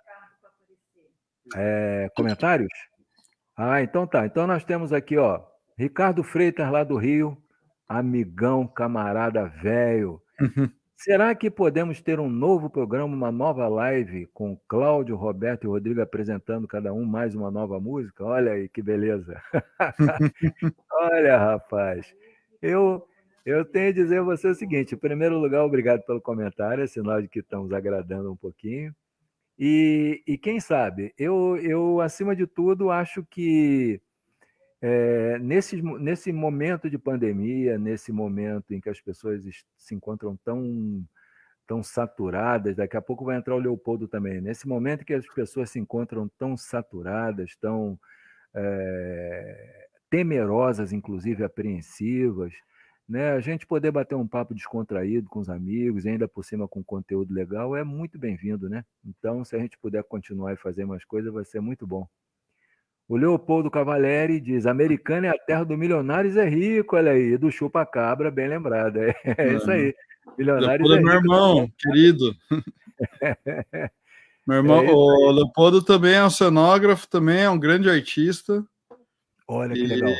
E faz parte dessa toda essa trajetória aí minha, nessa brincadeira aí de unir arte e ciência. Então, puxa vida, isso é bom demais. Leopoldo, tamo junto. Olha o Hang. Hang é um Hang, poeta, grande um poeta poeta daqui de cajaense. Itajaí, amigão também, irmão nosso. Maravilhoso, parabéns por nos proporcionar a arte dessa qualidade. Valeu, Hang. Você é um querido. Muito bacana. Heloísa Cavaleri, olha a sua mãe dizendo, mas fez a trilha do Chupacabra. É verdade, né? Verdade, teve a trilha Sim. na época a gente andava de Jeep lá em Americano, tinha uma trilha que era a trilha do Chupacabra. Sim, Fez a aí, tá trilha do vendo? Chupacabra. Não, o Chupacabra marcou presença e deixou história em Americana, em Santa Bárbara ali. Foi um negócio, não foi brincadeira, não. Bom, vamos dar continuidade nesse papo, porque ele está tão bom que se a gente não controlar o negócio, ele não tem fim. Agora, o que a gente tem como pauta que é muito interessante para a gente fechar essa nossa conversa tão boa, é a gente falar um pouco sobre como, justamente a gente estava falando da pandemia, né? Sobre como nesses tempos de pandemia, afinal de contas, nós estamos 1 ano e pouco já, né? Muita gente como nós, eu sou grupo de risco, né? A gente que não pode bobear, a gente tem que ficar dentro de casa mesmo, não pode sair, né? E a gente vê com preocupação como esse isolamento social ele ocasionou problemas de toda sorte, né? Desde a violência doméstica, que os números estão aí, é um fato, né? A violência doméstica, a violência contra a mulher explodiu durante a pandemia, o que mostra que as relações precisam ser revistas, as relações familiares, que mostra como o machismo, apesar de muita gente ainda querer negar isso, como o machismo está presente na nossa sociedade, apesar do nosso governo, né, do nosso presidente, não só ser um machista, como inclusive nega essa conotação negativa ou pejorativa do machismo, né? Como as pessoas de condições sociais menos favorecidas, que moram em favelas, que moram em habitações, às vezes lugares mínimos de condições físicas precárias, com 8, 9, 10, às vezes mais pessoas juntas, pessoas essas que têm que sair obrigatoriamente para poder sobreviver, botar comida de casa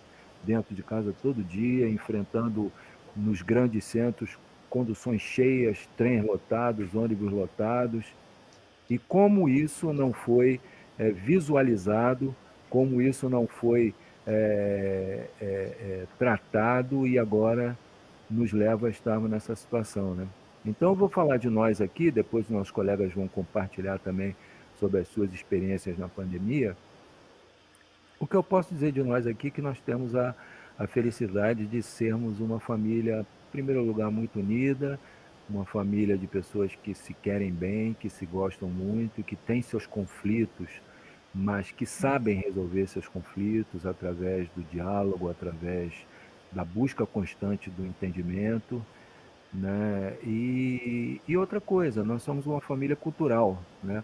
Então, o Espaço Cultural Beija-Flor Cobra Criada, o Espaço Cultural BFCC, somos nós, é a nossa família, é a gente aqui junto, pensando junto, idealizando coisas e criando possibilidades culturais e artísticas. Então, eu acho que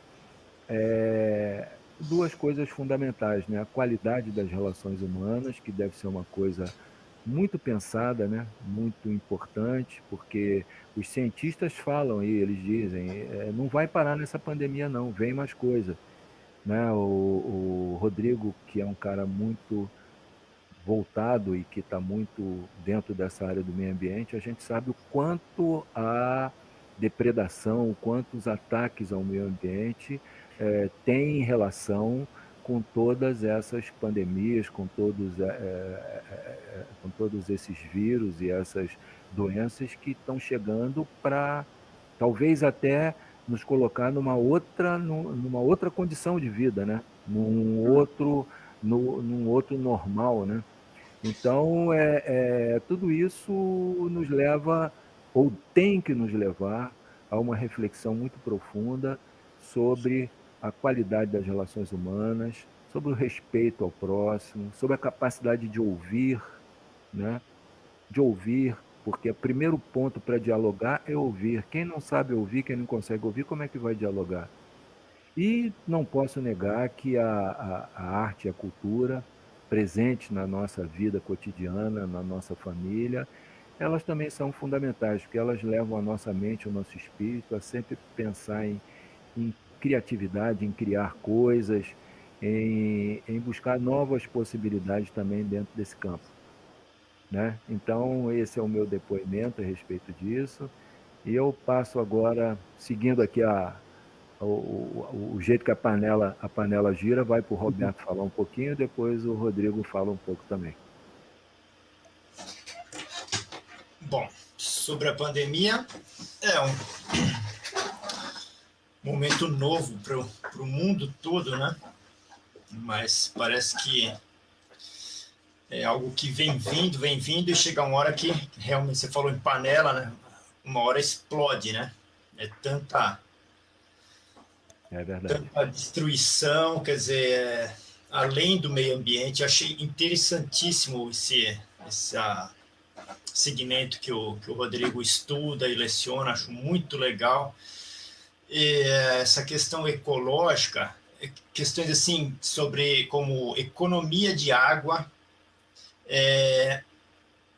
gerar menos lixo, eu acho que são assuntos importantíssimos. E não, você, por parte do poder público, é zero, né? Você não tem zero. Você tem iniciativas isoladas que trabalham isso, né? Mas se você pensar em quantidade de lixo, cada hora que eu penso assim, o que vamos fazer com tanto lixo, né? Se a gente vivesse de uma outra maneira, né? Sabe assim, você tem um pedaço de plástico, ele pode ser reciclado ou ele pode ser reutilizado. Você tem um resto de fruta, tal, isso na verdade não é lixo, isso é alimento para a terra, né? Agora, tudo isso junto, aquela coisa toda, aí é lixo, né? Tudo misturado, tudo largado, isso é lixo. Então, nós estamos muito crus, mas muito crus mesmo, engatinhando, né, nessa questão de economia de água, né? Já passamos uma fase pesada aqui em São Paulo, mas parece que as pessoas esquecem rápido, né? Esquecem rápido e tal, tá tudo bem, o meu não estando faltando, né? Culturalmente, eu acho que a gente tem que andar muito, nós temos que andar muito, né? Porque a noção de coletividade é muito pequena, né? Uma pequena parcela da população que pensa assim no todo, né? Quer dizer, isso é verdade. Infelizmente, o Brasil, nós temos que comer muito feijão ainda, né? Para estar bem como nação, como sociedade, né? Então, a pandemia revela muito isso, né? As pessoas falavam assim, todo o mundo vai sair diferente da pandemia. Eu nunca acreditei nisso, nunca mesmo. Eu acho que cada um vai se revelar mais como é, né? Você vê que tem gente que se mostrou muito mais solidária, que tem figuras aí que lutam pela população mais pobre, que vão atrás, mas tem gente aí ganhando dinheiro, tem gente aplicando golpe, tem gente querendo mesmo ver quanto pior, melhor, que eu ganho mais dinheiro, quer dizer, então ninguém passa a ser outra pessoa, né? Ninguém muda assim. Acho que o caminho é muito lento, não existe uma mudança rápida, né? O caminho é no passo a passo, assim. Mas, para isso, a gente teria que ter exemplo, teria que ter políticas para isso, né? Parece que nós estamos na pior fase que existe, né? De exemplo, do grau mais alto aí da política, né? Que é o presidente da República, né? É uma piada, né? A gente tem um cara desse como presidente da República. Ele é exemplo para quê, né? Exemplo de quê? O que esse cara já fez, o que ele já construiu, qual é a vida dele? Bom, então, a gente vai sobrevivendo e se adaptando. Tem muito aprendizado para a gente na pandemia, né? Infelizmente, quem sofre mais é quem tem menos dinheiro. Isso é muito triste, né? Assim, você tem alunos que têm uma conexão boa de internet, tem outros que não têm. Você tenta ajudar dentro do seu possível, né? A gente consegue ir até um ponto, né? Mas, infelizmente, quem tem menos dinheiro, sempre, em todos os âmbitos, tá mais prejudicado, né?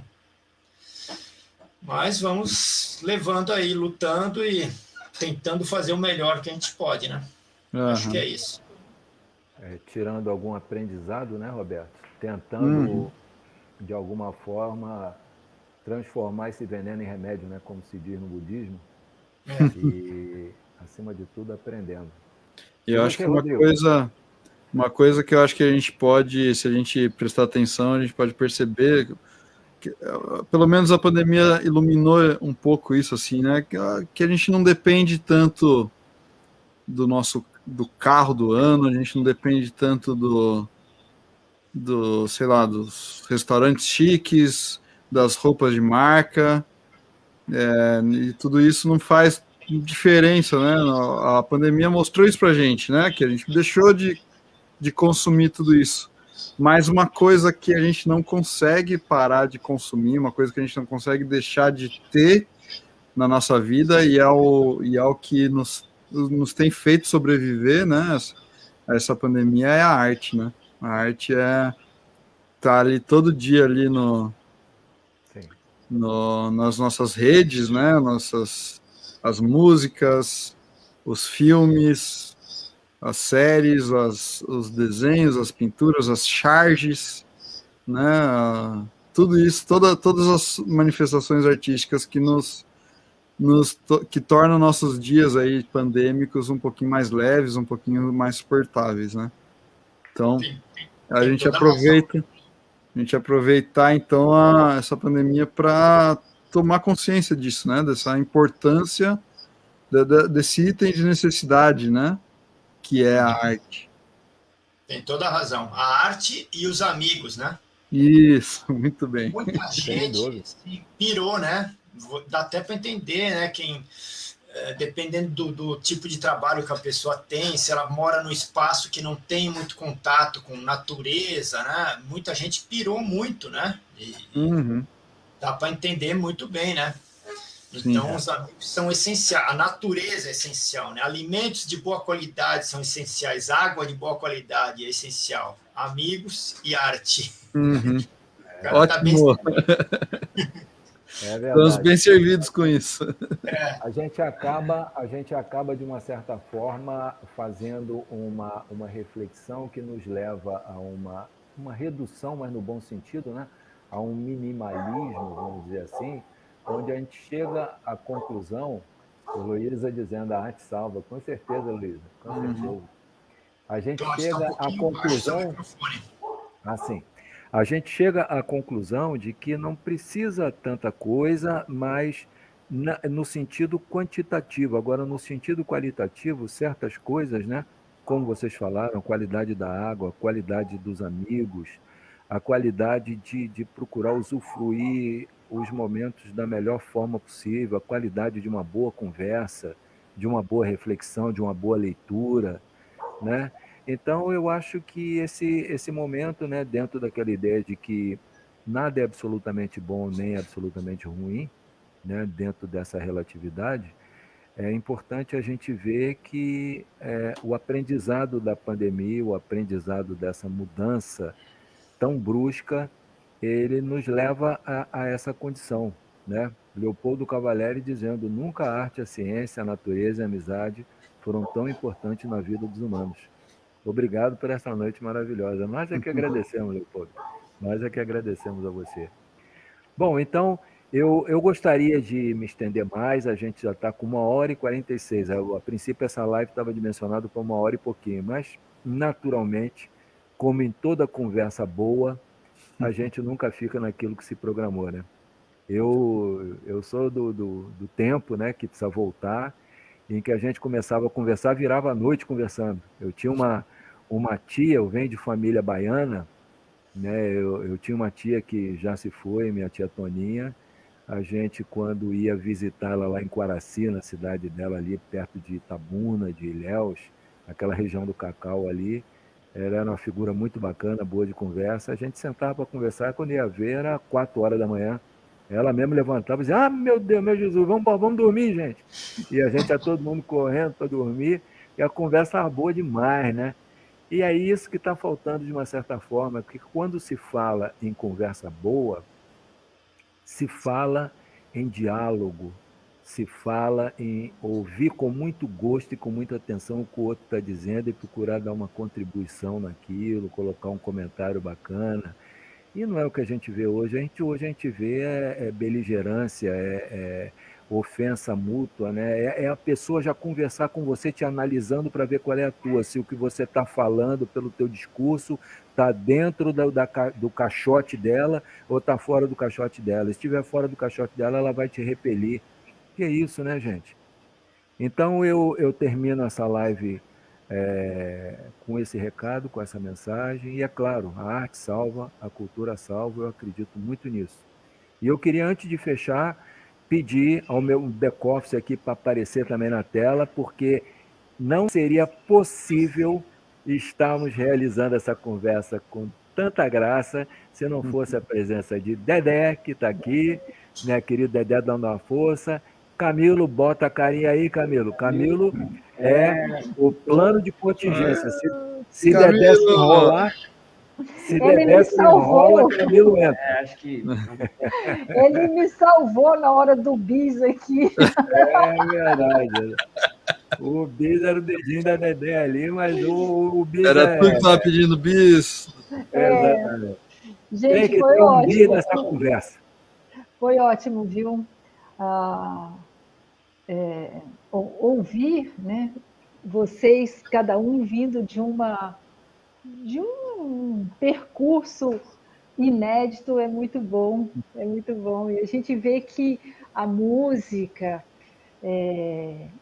composição, ela está nisso também, né? Nessa composição de como cada um vem construindo a sua história. Não é só a composição da letra da música, né? Não é só a música no som, mas é essa construção que a gente vem fazendo juntos. Isso é muito, muito lindo, muito lindo. Isso é uma bela música, né? Cada um de nós é uma sinfonia. Exatamente. É isso aí, vamos botar essa sinfonia para soar cada vez mais bonito. Roberto, meu querido, muito obrigado pela tua presença. Foi um prazer conversar contigo. Espero que a gente tenha a oportunidade de ter mais umas prosas boas dessa. Rodrigo, a mesma coisa, meu querido. Um prazer conversar contigo aqui, ouvir essas coisas bonitas, esse trabalho bonito que você mostrou para a gente. E a gente se sente, com a noite ganha, gratificado, recompensado e ainda mais com a presença desses amigos valiosos que acompanharam a gente durante esse bate-papo. Eu agradeço a cada um de vocês que esteve aqui conosco e vamos em frente. Qualquer hora dessa aparece coisa nova aí para a gente curtir junto. Massa. Um abraço grande para o nosso público também, que está aqui, Reng, Leopoldo, Heloísa, Letícia, Ricardo, Jorge, Nado, que esteve aqui. Um grande abraço para todos também, muito, muito queridos. Beijão para todos. Muito prazer em conhecê-lo, Roberto. Com certeza eu vou procurar ali o Sopro Brasileiro para ouvir, que eu estou bem curioso. E o... Como é que é? Não é Ziriguidum, é... Furum Fum Fum. Furum Fum Fum. Não, o nome do disco é Furum Fum Fum no Carnaval, que é essa parceria do Sopro Tá, Brasileiro. vou procurar. Massa. Também, muito obrigado pela oportunidade. Cláudio e Andréia já nos conhecemos há muitos anos, mas mais uma vez parabéns pelo trabalho, vocês, da família toda. Rodrigo, muito legal saber um pouquinho aí da sua luta, seu empenho, sua dedicação. Muito legal o seu trabalho, parabéns também. E legal o pessoal comentando também os comentários positivos, né? É muito legal esse astral, né? É contagiante. E espero... Foi um ótimo papo. Sim. Ótimo papo. Só faltou mesmo a gente estar junto numa beira-mar, um ventinho gostoso soprando, uma cervejinha gelada, um belo petisco e todo mundo junto. Quem sabe não vai... Teremos isso ainda. Teremos, com certeza. É isso aí. Valeu, gente. Boa noite. Boa noite aí. Tchau. Até mais. 10 pessoas. Que beleza. Roberto ainda está aí, não tá? Sim. Tá aí, não. Roberto tá aí. O Robertão tá aí. Roberto, curtiu? Curti muito, claro. Muito bacana. Muito bom, né? Muito bom. Nós estamos ao vivo ainda? Não. Agora Aqui eu acho que não. Aqui em cima está escrito live 1.52. Ah, ainda tá transmitindo, então não acabou ainda não. Então isso. Agora sim que vai acabar. O negócio é tão bom que não acaba, né? Exato. Agora a turma vai acabar. Camilo entrou agora para fazer aquela operação salvamento. Certo.